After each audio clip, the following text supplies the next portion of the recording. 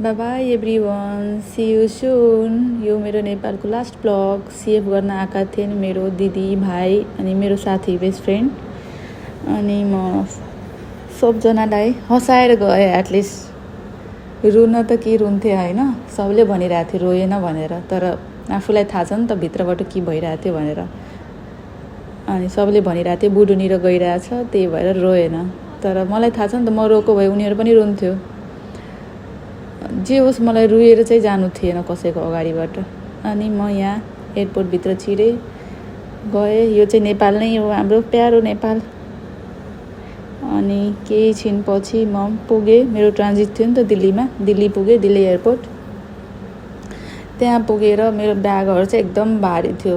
अनि भनिन्छ नि त जहाँ पनि मान्छे हुन्छ कि यदि आफूले केही राम्रो गरेको छ भने जहाँ पनि पाउँछ कोही न कोही। सो म त्यहाँ नेपालमै एउटा दिदी पाएको थिएँ मसँगै जाने। त्यहाँबाट त्यो दिदीले जहाँ पनि मेरो ह्यान्ड क्यारी ब्याग हुन्छ नि, त्यो दिदीले पनि बोकिदिनु भएको थियो। नाम पनि सोधिनँ मैले दिदीको। अनि दिल्ली पुगेपछि एउटा दाई पनि भेट्नुभयो, हामीसँग जाने दाई। यो दिल्ली एयरपोर्ट हो। दिल्ली पुगिसकेपछि यहाँ मैले सेल्फी पनि ल्याएको छु उनीहरूसँग। हेर्नु, यो दाईले चाहिँ मेरो सब ब्याग क्यारी गरिदिनु भएको थियो। केही चाहिँ मैले यहाँ बोकेको थिएँ। त्यसपछि जति ह्यान्ड क्यारी ब्याग हुन्छ नि सब त्यो दाइले क्यारी गरिदिनु भएको थियो, किनभने मेरो चाहिँ ओभरलोड नै थियो ब्याग। अनि हामी सबजना एकछिन बस्यौँ। अनि 2 घन्टाको मेरो थियो टाइम थियो अर्को फ्लाइटको दोहाको लागि। उहाँ दिदी दाइ चाहिँ मसँगै जानेवाला थियो।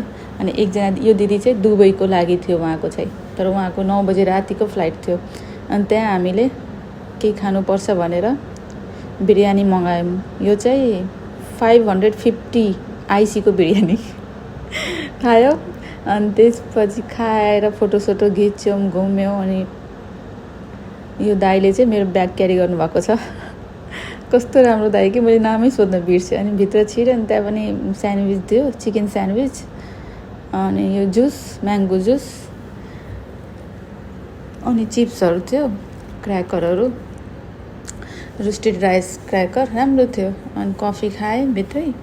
अनि त्यसपछि केही 4 घन्टाको ट्राभल थियो मेरो। त्यसपछि म दोहा एयरपोर्ट पुगेँ। त्यहाँको मैले भिडियो नै लिन पाइनँ, सो राम्ररी आएको छैन। Bye bye, see you everyone.